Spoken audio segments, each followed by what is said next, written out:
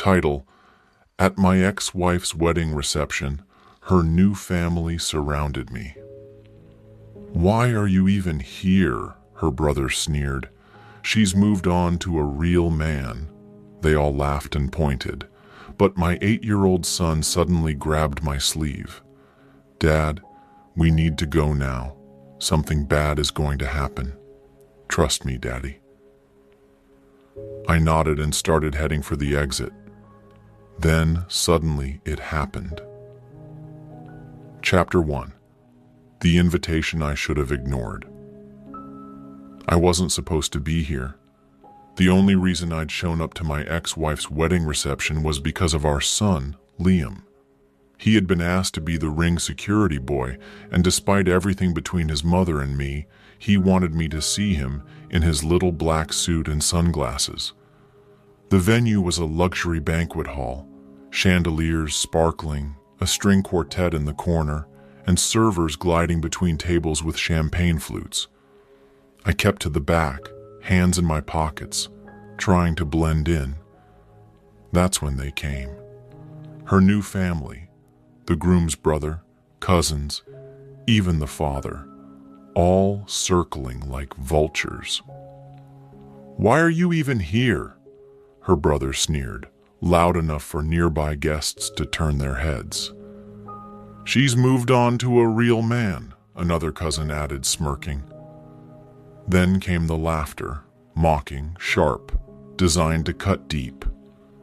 I stayed silent. Years of swallowing my pride had taught me that sometimes words were wasted on people who didn't want to hear them. Then I felt a small hand tug on my sleeve. It was Liam. His face was pale, his eyes darting toward the far side of the hall. "Dad, we need to go now," he whispered urgently. "Why?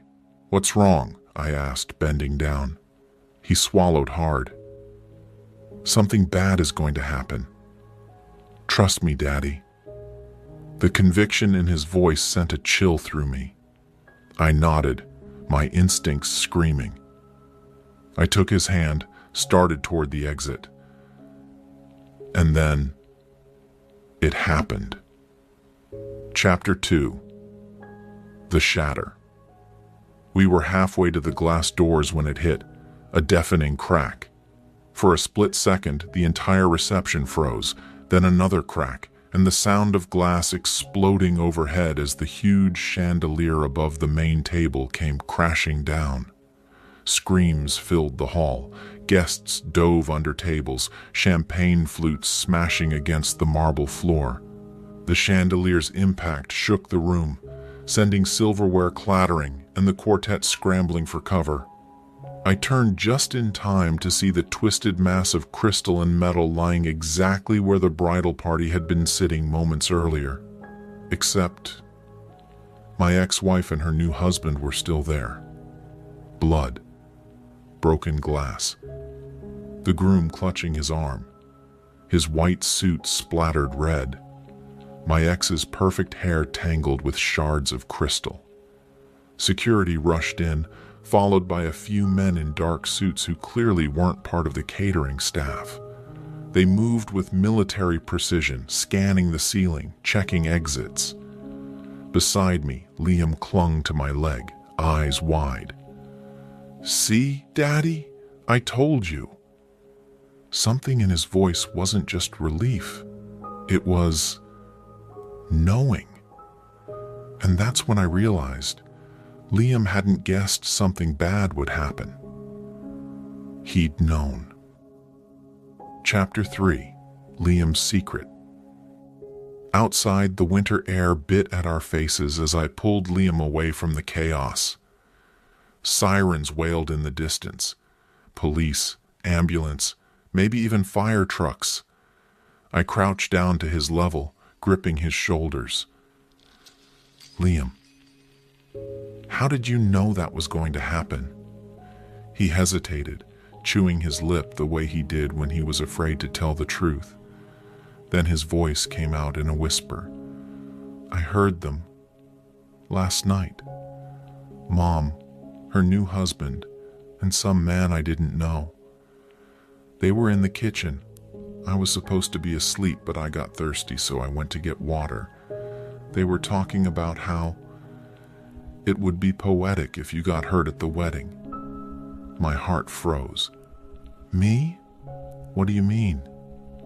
Liam's eyes watered. They said they paid someone to make the lights fall during the toast, but they didn't know where you'd be sitting. And Mom's husband said, "Doesn't matter. If he's not there, maybe someone else will take the fall." I felt the blood drain from my face. They hadn't just been mocking me earlier. They'd been making sure I was in place. A slow, cold anger settled in my chest. I pulled Liam close. "You did the right thing, buddy. But now Daddy has to do the right thing too." In that moment I knew I wasn't going to the police yet. This wasn't just going to be about justice. It was going to be about ending them. Chapter 4. Quiet moves. I dropped Liam off at my sister Claire's house before heading back toward the reception. Not to walk in, but to watch from a distance. Paramedics were loading my ex-wife onto a stretcher. She was wailing, not from injury, but from rage. Her new husband barked into his phone, pacing like a caged animal. The man in the dark suit from earlier stood beside them, scanning the crowd with the wariness of someone who had something to hide. I didn't need to get closer. I had enough to start.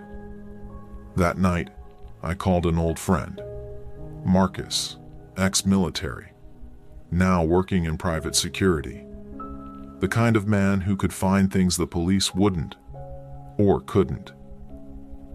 "Need a quiet job?" I asked. "Depends," he replied. "Is it legal?" "Not even a little." A pause, then a low chuckle. "Send me the names." While Marcus began digging, I played the long game. I stayed silent, didn't post on social media, didn't talk to mutual friends. I let them think I was either too scared or too humiliated to act. Meanwhile, Marcus uncovered everything. The groom's gambling debts, my ex-wife's offshore account in the Cayman Islands, the contractor they'd hired for the chandelier job, a washed-up stunt rigger with a rap sheet longer than my arm, and the most interesting piece, they'd used the groom's company funds to pay him. That last one was gold, because the groom's company wasn't just some small firm. It was a government contractor, the kind that couldn't afford even a whiff of scandal. Chapter 5.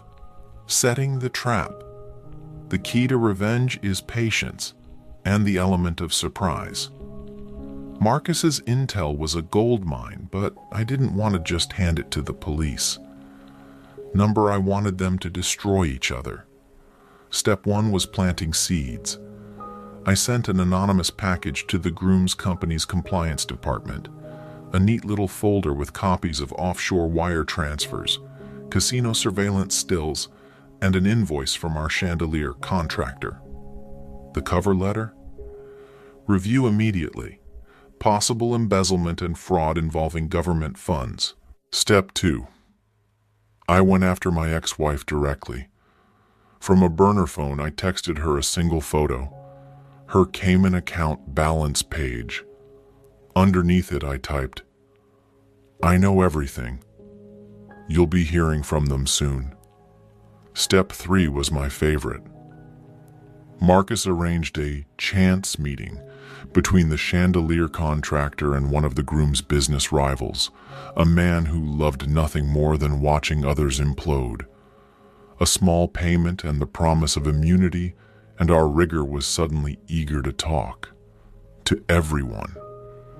By the time the wedding video went online, complete with the chandelier crash, local reporters were sniffing around. The contractor sang like a bird to cover his own skin, and his first line to the press was, "They paid me to make sure someone got hurt." The dominoes were falling exactly where I wanted them, and I was just getting started. Chapter 6. Public Collapse. It started on a Tuesday morning. The groom's company's front doors were plastered with a giant under federal investigation notice. 2 unmarked SUVs idled out front. Inside, agents in windbreakers carted out boxes of files and hard drives. By noon, the story was everywhere. Local businessman under investigation for fraud, money laundering, with a blurry still image from the chandelier crash looping on every news channel. My ex-wife's face was in it, screaming, caught mid-fall, eyes wide with fear. She called me, blocked number, but I knew it was her from the tremble in her voice. "You did this. You think you're clever, but you've ruined everything." I stayed silent for a beat, then said, "No, you ruined everything. I just made sure everyone saw it." Her new husband was arrested a week later. She wasn't charged at first, but when investigators traced her Cayman account and found the missing funds, the cuffs went on. Meanwhile, I filed for full custody of Liam. With both of them facing felony charges, the court didn't just grant it. The judge said I was the only stable guardian in this child's life. The last time I saw her was in court, shackled, makeup gone, eyes hollow. She mouthed something at me. Maybe please, maybe sorry. I didn't respond, because in that moment I realized the real revenge wasn't the investigation, the headlines, or even the arrests. It was walking out of that courtroom hand in hand with my son, knowing she would never hurt us again. Epilogue. The lesson. Months later, life felt normal again. No whispered insults from her family. No pretending for appearances. Just me and Liam. Rebuilding. We moved to a quieter neighborhood. I got him into a better school, one with a music program he loved. He started playing the guitar every evening on the porch, the same way I used to play for him when he was little. The case stayed in the news for a while. Her ex-husband took a plea deal, and she got 3 years for fraud and conspiracy. The night the verdict aired, I didn't feel the rush I thought I would. It wasn't victory, it was closure. One afternoon, Liam asked, "Dad, was it worth it? Doing all that?" I looked at him and said, "Son, sometimes revenge isn't about getting even. It's about making sure they can't hurt you or anyone else ever again."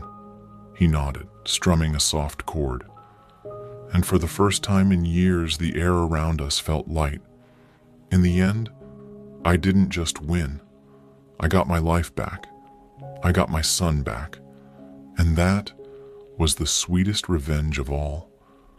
Was this revenge perfectly justified? Tell us what you have think about this story in the comments below. Like the story. If you think this story is justified, share it with someone who needs this energy, and subscribe to Lauren's Story for more jaw-dropping tales of betrayal and justice. Because here, every lie has its reckoning, and every betrayal finds its shadow. Stay sharp, stay strong, and stay tuned